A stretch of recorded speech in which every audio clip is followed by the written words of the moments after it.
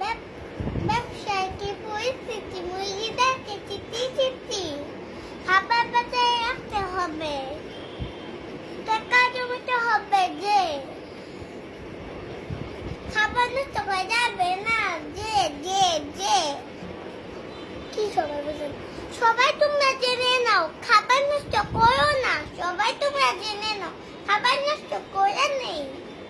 আর তাহলে ইয়া করো, কেউ কে পাইলে দিয়ে ফেলো, ওরা খেয়ে ফেলবে। ব্যবসায় কি পরিস্থিতি, দেশের যে পরিস্থিতি, নষ্ট করো না, টাকা জমিয়ে রাখো। সব কিছু নষ্ট করে একটা সময় নেই, একটা সময় তো আমরা খাবার নষ্ট করলে সব জিনিস সাপ হয়ে গেলে, সব জিনিস সাপ হয়ে যাবে আর সুপ মেরে খেলবে। তুমি সবাই খাবার জমিয়ে রাখো আর সুস্থ সুরক্ষিত জামা পরো। পুষ্টিকর খাবার, শাক সবজি এগুলি সব খেতে হয়, যেমন দুধ, শাক, সবজি আর গরুর দুধ, এগুলি খেতে হবে। তাহলে তোমরা সবাই সুস্থ আর সুরক্ষিত থাকবে।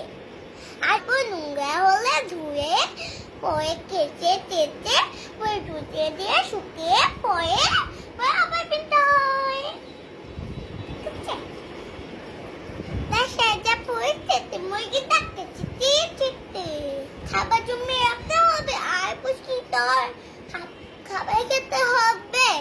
নষ্ট করা যাবে না, কিন্তু টাকা নষ্ট করলে কিন্তু আমরা খাবার পাবো না। খাবার না পেলে আমরা শাস্তি পাবো আল্লাহ থেকে, আল্লাহ আমাদের আর খাবার দিবে না। টাকা জমিয়ে রাখলে আমরা পুষ্টিকর